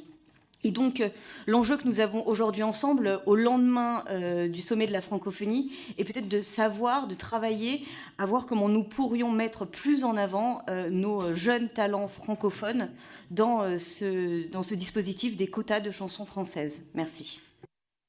Je vous remercie. Question suivante de Ali Diwara. Madame la Présidente, Monsieur le Président, je souhaite ici vous interroger sur la garantie de la pluralité des médias en France et la lutte contre la diffusion de contenus haineux en ligne, sur lesquels l'ARCOM se doit de jouer un rôle central. Si je tiens à saluer votre décision relative au retrait de la fréquence de diffusion à C8, j'allais dire CNews, mais c'est... Bref, le cas du site d'information Le Média, qui n'est pas détenu par un grand groupe ou un milliardaire, semble pertinent à soulever. Comment l'ARCOM garantit-elle que des médias indépendants de ce type aient accès aux fréquences de diffusion face à des acteurs plus puissants économiquement et dont les connivences avec le politique ne sont plus à démontrer? Le critère de viabilité économique au demeurant louable ne favoriserait-il pas l'obtention de fréquences uniquement par des milliardaires et des grands groupes? S'agissant de la lutte contre la diffusion de contenus haineux en ligne, quelles mesures envisagez-vous de prendre pour renforcer la modération et la prise en compte des signalements concernant les plateformes et médias en ligne? Comment l'ARCOM réagit face aux dérives et aux discours de haine observés sur les réseaux sociaux, et tout particulièrement sur X, ex-Twitter, depuis son rachat notamment par Elon Musk, ou encore sur Telegram, et je pense ici notamment à ces milliers de jeunes femmes victimes de racisme ou de misogynie noire. Merci. Je vous remercie. Laurent Croisier, s'il vous plaît. Oui, merci Madame la Présidente, Monsieur le Président Mestre. Je ne vais pas vous laisser effectuer votre dernière audition sans vous parler de la loi Sren. Un des volets majeurs de la loi, sécurité et régulation de l'espace numérique, est de renforcer la protection des mineurs, notamment contre les contenus pornographiques, en instaurant une vérification de l'âge. C'est un défi de vérifier de manière incontestable l'âge d'un internaute, tout en respectant scrupuleusement sa vie privée. Et la loi charge l'ARCOM d'établir à cette fin un référentiel déterminant les exigences techniques minimales applicables. Vous aviez lancé à ce propos une consultation publique sur les normes envisagées. Quelles sont les conclusions de cette consultation? Où en êtes-vous de l'élaboration de ce référentiel? Quelles sont les solutions techniques envisagées? Je vous remercie. Belkir Belhaddad. Merci Madame la Présidente, Monsieur le Président. La dépendance et le pluralisme des médias est l'un des enjeux majeurs pour l'avenir de l'information. Il revient à l'autorité que vous présidez de garantir le pluralisme de l'information des programmes qui y concourent. Ces principes essentiels sont mis à mal par des médias d'opinion, je rappelle bien des médias d'opinion et d'information, qui ne sont plus des médias d'information et qui préfèrent relayer à longueur de journée des clichés, des propos haineux, stigmatisants, alors que leur souci devrait être de délivrer une information vérifiée, sourcée et factuelle. Cette tendance de certains médias fait réagir tant sur le plan politique que sur le plan juridique, avec notamment la décision du Conseil d'État du 13 février 2024 et la délibération de l'autorité du 17 juillet dernier. Vous avez évoqué ce sujet avec quelques réponses tout à l'heure et j'aimerais que vous rentrez un peu plus dans le détail, notamment dans les conventions établies par l'ARCOM avec chacun de ces opérateurs pour renforcer justement ce volet d'indépendance, de pluralisme et d'honnêteté sur l'information avec les différentes obligations qui leur incombent. Je vous remercie. Je vous remercie. Farida Amrani. Merci Madame la Présidente. Monsieur le Président, après le retrait de l'agrément de la fréquence TNT à la chaîne C8 pour manquement grave au respect du pluralisme et pour des dérapages verbaux répétés, l'ARCOM a décidé d'accorder cette fréquence à Réel TV, cette même chaîne qui est financée par le milliardaire Daniel Kretinsky, dont l'empire médiatique inclut déjà l'hebdomadaire Franc-Tireur, cofondé par Raphaël Enthoven et Caroline Forest. Vous le savez comme moi, ces deux personnes ont été épinglés à plusieurs reprises pour la diffusion de fake news, la dernière en date pour M. Enthoven étant sa négation génocide des Tutsis dimanche dernier sur BFM. Quant à elle, Madame Forest parcourt depuis plusieurs semaines des plateaux de télévision pour répéter à qui veut bien l'entendre que le mouvement MeToo en fait trop, va trop loin. Et tout cela pendant le procès Mazan, où le courage de Gisèle Pelicot force l'admiration de toutes et tous. Interprétation tronquée de la laïcité, diffusion de fake news, soutien officiel au président de la République, au mépris de l'indépendance journalistique. Monsieur le directeur, Comment l'ARCOM peut-elle justifier de confier une fréquence publique à un groupe qui représente une concentration médiatique inquiétante et une influence idéologique marquée, alors que CNews en a été sanctionné pour le comportement similaire? Je vous remercie. Donc, Madame Céline Hervieux. Merci, Madame la Présidente. Monsieur le Président, je vous interroge pour ma part sur les conventions d'objectifs et de moyens dont on a... S'il vous plaît, vous pouvez échanger à l'extérieur si vous souhaitez. Les conventions d'objectifs et de moyens qui fixent donc les obligations des chaînes en échange de l'attribution des fréquences sont en cours de signature. Ça a été dit avec les chaînes présélectionnées en juillet. J'aimerais vous interroger pour ma part sur un point précis concernant le contenu de ces conventions, qui sont les comités d'éthique, puisque la loi Bloch de 2016 a permis des avancées indéniables en matière de protection des journalistes, de pluralisme de l'information et des programmes, et avec les fameux comités relatifs à l'honnêteté et à l'indépendance. Alors, quelles sont les nouvelles modalités dans les futures conventions d'objectifs et de moyens qui prévoient un renforcement pour ces comités d'éthique? Je vous remercie.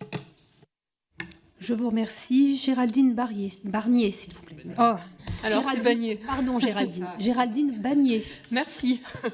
Monsieur le Président, je souhaiterais vous interroger sur deux sujets. Tout d'abord sur la question de la ligne éditoriale des médias audiovisuels et de la compréhension par les citoyens de cette ligne éditoriale. Dans un contexte de multiplication des médias en ligne, de chaînes d'information qui flirtent avec la limite de chaînes d'opinion, existe-t-il un moyen d'information simple et qui pourrait être très clairement et facilement accessible aux citoyens pour connaître l'orientation politique d'un média, si la ligne éditoriale est de droite, de gauche, plus neutre? Autre question, j'ai vu la campagne de lutte contre le piratage lancée du 30 septembre au 13 octobre par l'ARCOM.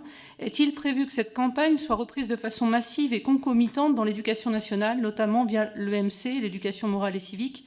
Ce serait l'occasion de sensibiliser à la problématique plus générale du droit d'auteur qui concerne de nombreux supports. Et merci pour votre engagement ces dernières années. Merci, Madame Bagné. Thierry Courbon. Merci Madame la Présidente, Monsieur le Président. Le sport gratuit à la télévision, c'est rare et c'est même de plus en plus rare. Alors, si un certain nombre d'événements sportifs dits d'importance majeure, il y en a 21, sont accessibles par tous les téléspectateurs, la réalité est là. Les amateurs de sport doivent s'acquitter de plus en plus d'abonnements divers et onéreux pour regarder leur compétition favorite ou tout simplement le club de leur ville. Alors, dans un contexte d'inflation tarifaire dont la nouvelle chaîne de diffusion de la Ligue 1 DAZN est peut-être la pire des illustrations, la conséquence est là, le piratage explose et d'ailleurs l'ARCOM a rendu public un certain nombre de chiffres à ce sujet. Un piratage qui est condamnable, mais qui est malheureusement compréhensible dans un contexte de crise du pouvoir d'achat où l'accès aux loisirs est souvent sacrifié en priorité. Et dans ce cadre-là, je voulais vous interroger sur deux propositions qui sont issues d'un précédent rapport parlementaire, un rapport transpartisan, qui consiste à la fois en la création d'un service public audiovisuel minimum de diffusion du sport sur les chaînes publiques et en particulier l'instauration d'un lot dans le cahier des charges de la Ligue de football professionnel pour avoir un match en clair par journée de championnat afin de soutenir l'exposition de notre football national. Je vous remercie. Je vous remercie. Céline Calvez. Merci Madame la Présidente. Monsieur le Président, parmi les 3 points de prospective de la fin de votre intervention, vous avez mentionné l'avenir de l'audiovisuel public sur lequel vous êtes déjà revenu et auquel nous contribuerons dans cette commission par l'émission d'un avis sur les contrats d'objectifs et de moyens. Sophie Taillé-Polian et moi-même avons eu l'occasion d'échanger avec vous récemment à ce propos. C'est sur un autre point que je voulais vous interroger sur les états généraux de l'information et notamment rebondir sur votre mention des pistes anti-concentration dégagées par les préconisations des états généraux tels que révélés en mi-septembre dernier. Ainsi, les états généraux de l'information soulignent qu'un degré excessif de concentration dans les médias nuit à l'expression de la pluralité.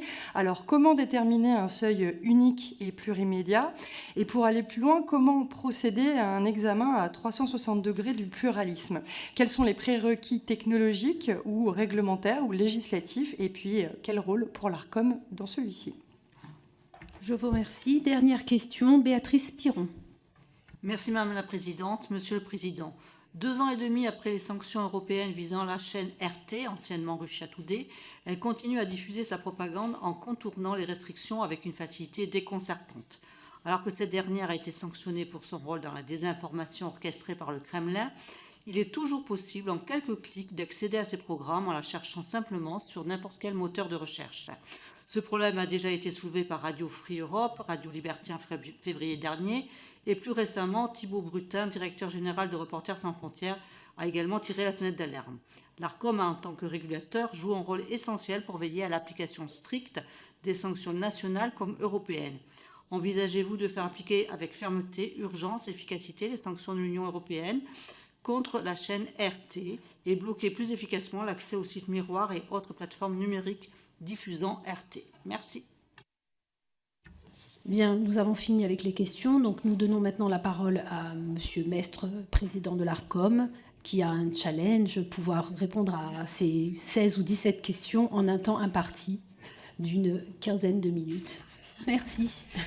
Merci beaucoup, Madame la Présidente. Merci à toutes et tous de vos questions très, très riches qui illustrent bien la très grande densité des missions de ce régulateur. Je vais peut-être commencer par la dernière, sur la chaîne RT, pour rappeler que le régulateur a été très tôt très actif sur ces sujets-là. Je rappelle que nous avons des compétences sur des chaînes extra-européennes qui diffusent sur le continent, sur le territoire de l'Union européenne, sans être présent en tant que tel sur le territoire.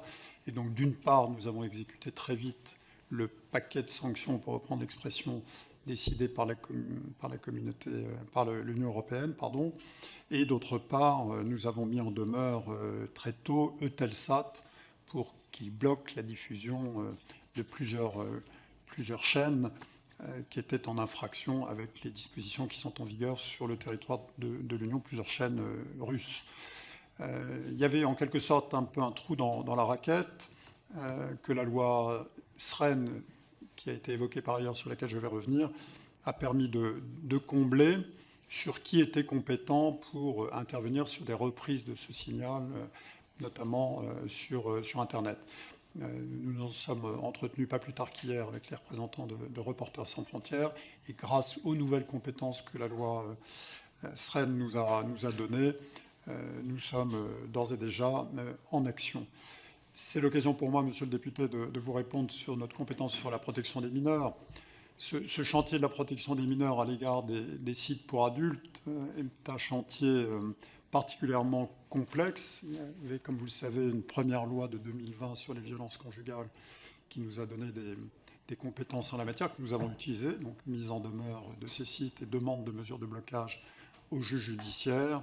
Je vous épargnerai l'ensemble des recours contentieux que l'industrie, parce que c'est une véritable industrie pornographique, a pu mener en la matière. C'est des procédures qui sont à ce stade suspendues à une question préjudicielle qui est pendante devant la Cour de justice de l'Union européenne. Et donc j'espère que nos procédures pourront reprendre. Néanmoins, il y a une deuxième procédure qui est pendante, sur laquelle on devrait avoir, je pense, un jugement ce mois-ci, qui va être rendu par la Cour d'appel de Paris, à l'initiative des associations de protection de l'enfance, qui demandent également des mesures de blocage de ces sites. Et puis, troisièmement, il y a la loi SREN, qui est intervenue récemment, qui nous donne de nouvelles compétences en la matière, et qu'on a bien l'intention d'utiliser. D'abord, cette loi nous demande d'élaborer et de publier un référentiel technique. Ce référentiel a été élaboré, a été soumis à la Commission européenne, qui nous a donné son aval.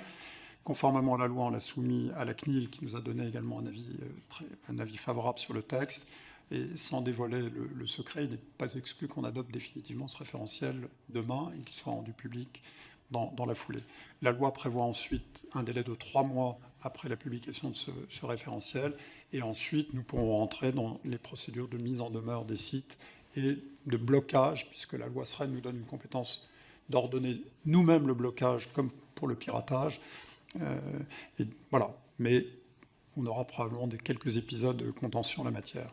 Plusieurs d'entre vous ont évoqué la question des conventions qui nous lient aux éditeurs sur leur structure et puis sur certains aspects particuliers. On a très largement refondu ces conventions l'année dernière au moment de la délivrance de l'autorisation de TF1 et d'M6. On les a très largement réécrites pour tenir compte de l'évolution du droit et de préoccupations que la représentation nationale en particulier a pu exprimer. Et donc, en partant de ces modèles-là, nous avons prévu de les enrichir encore, d'une certaine façon, pour tenir compte d'éléments importants. Je pense à la décision du Conseil d'État du 13 février sur la question du pluralisme, ou la question du SHIPIP, Madame la députée, sur laquelle le Parlement a beaucoup travaillé. Vous savez qu'il y a eu une mission d'évaluation de la loi Bloch au début de cette année. Il y a une proposition de loi qui est portée par une sénatrice, qui est actuellement à l'examen du Sénat, qui propose différentes mesures sur le sujet. Et donc, en anticipation de ce que le législateur pourra dire à un moment ou à un autre, dans les projets de convention qu'on a transmis aux éditeurs, la partie consacrée au SHIPIP est très fortement densifiée pour leur donner plus de moyens, plus de dialogue institutionnel avec les rédactions, avec la direction, plus de visibilité sur leur capacité d'action. Nous avons prévu également, en nous inspirant d'un rapport du Sénat sur la concentration dans les médias, de généraliser la désignation dans les conseils d'administration de tous les médias audiovisuels d'un administrateur indépendant qui soit un référent sur les sujets de déontologie ou d'indépendance des rédactions et qui soit en même temps le correspondant du SHIPIP, ce qui permettrait de faire porter devant le conseil d'administration ou devant le conseil de surveillance des questions relevant de leurs compétences. Donc on a un ensemble qui est beaucoup plus dense, je dirais beaucoup plus solide. Et nous-mêmes, on a intensifié nos échanges avec eux. On est en train de les recevoir tous individuellement. Je ferai une réunion collective avec eux dans peu de temps. Et nous prévoyons d'ailleurs de les saisir, puisque l'ARCOM peut saisir les SHIPIP eux-mêmes, ce qui sera un moyen de leur donner une visibilité supplémentaire à côté de l'action que le régulateur mène lui-même. Ces conventions, en tout cas pour répondre à votre question, elles comportent un tronc commun, et donc on va dans le sens d'une unification de ces conventions, avec des obligations générales, le pluralisme, les SHIPIP qu'on vient d'évoquer, un certain nombre d'obligations communes à tous ces acteurs, et puis bien évidemment des mesures spécifiques qui sont liées à leur projet, qui sont liées au format de la chaîne. C'est pas la même chose d'être une chaîne d'info, une chaîne musicale, une chaîne généraliste. Et donc on décline les obligations propres à chacune d'entre eux dans ces conventions. Elles sont volumineuses, monsieur le député, j'en conviens. Elles sont moins volumineuses que le cahier des charges du service public, néanmoins, qui est un modèle de choc de simplification, pour reprendre une métaphore célèbre. Donc voilà sur les conventions. Sur le dopage, les chaînes ont fait de gros progrès depuis 6 ans.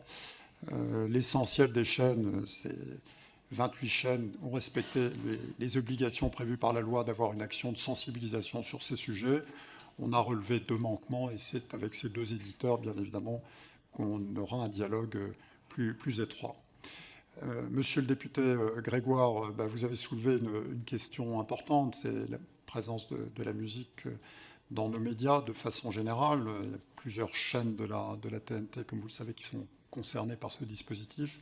Et l'un des points auxquels on prête attention, effectivement, c'est la composante originale, la part de programme original, que ces programmes ne soient pas simplement des robinets, si je puis employer cette expression un peu vulgaire, de diffuser des programmes déjà un peu épuisés et un peu usés, mais de donner une place aux artistes, à la partie vivante de la création musicale. Et je partage tout à fait votre sentiment sur la problématique de souveraineté. Je l'ai évoqué avant que vous arriviez sur le dispositif qu'on vient de mettre en place sur les services dits d'intérêt généraux pour assurer la bonne visibilité de nos éditeurs traditionnels.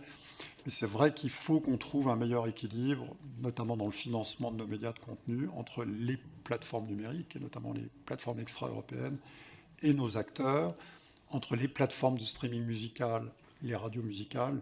Il y a là un sujet qui est important. Et Madame la ministre, vous avez évoqué les quotas.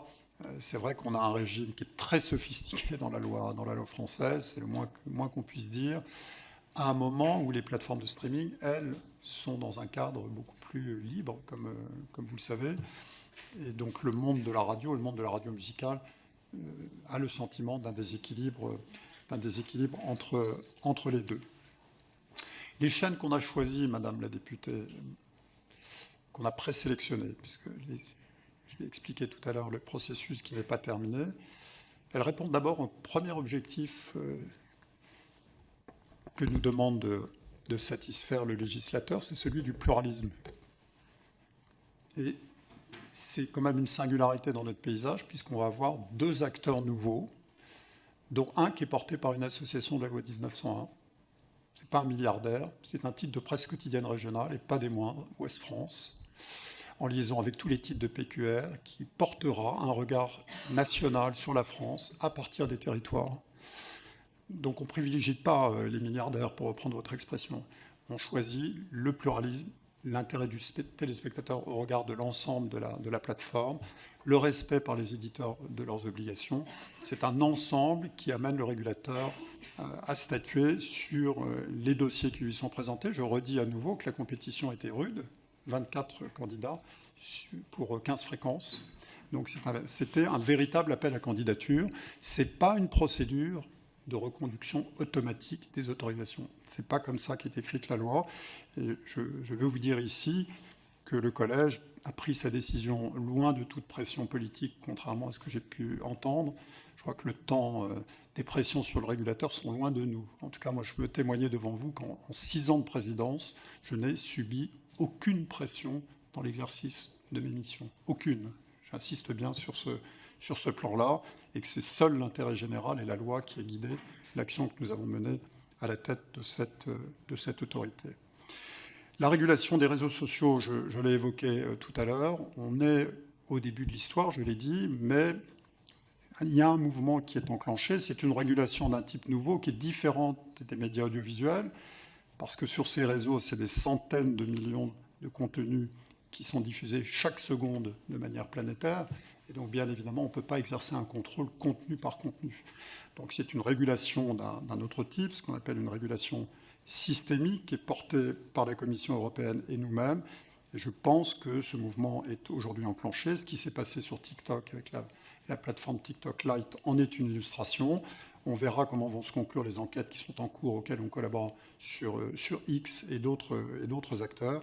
Mais cette régulation, elle est en route pour aller vers un Internet plus sûr, luttant contre la haine en ligne et contre les contenus illicites ou préjudiciables. Le sport gratuit, c'est effectivement une vraie question, parce que le sport, c'est ce qui fédère le plus sur les médias audiovisuels, vous le savez, vous l'avez bien dit. Et la captation du fait de la professionnalisation du sport, de la diffusion par des éditeurs payants, est effectivement un sujet, à la fois pour l'intérêt général des téléspectateurs, bien sûr, mais aussi pour le piratage. On l'a bien vu sur la séquence de football à laquelle vous avez fait allusion. Je rappelle qu'on a bloqué, je parle sous le contrôle du directeur général, depuis la création de la COM, plus de 5000 sites pour du piratage sportif. On a beaucoup accéléré nos interventions dans la séquence depuis la fin du mois d'août et sur l'ensemble du mois de septembre. Sur le piratage culturel, de la même façon, on a été très présent. Mais il est important, c'est le but du décret sur les événements d'importance majeure, de préserver une offre gratuite. Et le service public, on rejoint les questions que beaucoup d'entre vous ont posées cet après-midi, a un rôle central à jouer en la matière. L'exemple des Jeux Olympiques en est la plus parfaite illustration. On a eu une offre magnifique dont on a les uns et les autres pu largement profiter. Madame la députée Calvez, vous êtes un très bon connaisseur des sujets de l'audiovisuel. Je ne voudrais pas retenir toute l'Assemblée pour exposer un dispositif nouveau d'anticoncentration, mais je suis tout à fait disposé à prolonger ce dialogue avec vous. Je pense que le rapport sur les EJ ouvre des pistes qui sont intéressantes. On a besoin de 2 droits de l'anticoncentration. Le droit de la concurrence classique, les abus de position dominante que gère l'autorité de la concurrence très bien, et puis un droit sectoriel spécifique, le droit des médias, que nous assumons nous-mêmes, que nous mettons en œuvre en tant que régulateur sectoriel. C'est vrai qu'aujourd'hui, c'est un dispositif, comme je l'ai dit, qui ne concerne que les médias hertziens, qui oublie le numérique, qui traite tous les médias sur un plan d'égalité. Acheter une chaîne d'info, ce n'est pas la même chose qu'acheter une chaîne musicale. Et donc, il faut prendre en compte cette dimension.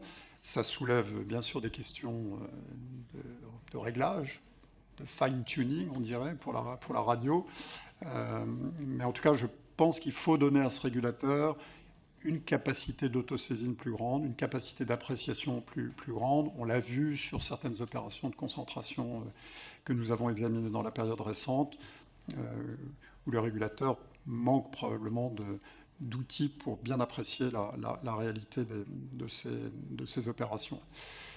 La ligne éditoriale, c'est une bonne question. C'est l'occasion pour moi de rappeler que la loi que nous mettons en œuvre, c'est une loi de liberté. Elle est intitulée « Loi relative à la liberté de communication ». C'est exactement le pendant pour l'audiovisuel de la loi de 1881 pour la presse. Son article 1er dit que la communication est libre. Elle consacre la liberté éditoriale, c'est-à-dire la liberté des médias de choisir les sujets qu'ils veulent traiter et la manière dont ils veulent les traiter, dans le cadre, bien évidemment, de l'autorisation qui leur est délivrée, dans le cadre du format pour lequel le régulateur les a autorisés. Je l'ai dit tout à l'heure, c'est un équilibre entre la liberté et la responsabilité. Et le régulateur, et d'ailleurs vos critiques qui ont pu être exprimées ici ou là le montrent bien, il y aura toujours ceux qui trouvent qu'on en fait trop. Certains d'entre vous l'ont exprimé et qui considèrent qu'on serait quasiment une autorité de censure, ce que je récuse totalement. Et puis il y a ceux qui considéreront toujours qu'on n'en fait pas assez. C'est peut-être qu'on est sur la bonne ligne de crête et qu'on fait bien notre travail. En tout cas, c'est l'ambition qui a été la nôtre pendant 6 ans. Et une fois encore, je remercie beaucoup votre commission et le Parlement d'avoir beaucoup soutenu ce régulateur ces dernières années. Vous avez produit énormément de lois, je le redis, j'ai connu 12 lois en 6 ans et 6 règlements et directives européennes. C'est dans l'histoire pour un serviteur de l'État très, très exceptionnel. J'espère que la route ne va pas s'arrêter là. Et soyez assurés en tout cas de l'engagement et de la compétence des membres de cette autorité pour porter ces belles missions. J'ai répondu sur CNews. Je vous remercie, Monsieur le Président Mestre. Je suis persuadée que nos chemins vont se recroiser parce qu'une telle expertise, on ne la laisse pas partir. Donc je vous souhaite une très belle suite. Mes chers collègues, nous nous retrouvons demain matin à 9h30 pour l'audition de Tony Estanguet, président du COJOP de Paris 2024, et de Aurélie Séveigne, adjointe au délégué interministériel aux Jeux Olympiques et Paralympiques. Donc demain, 9h30.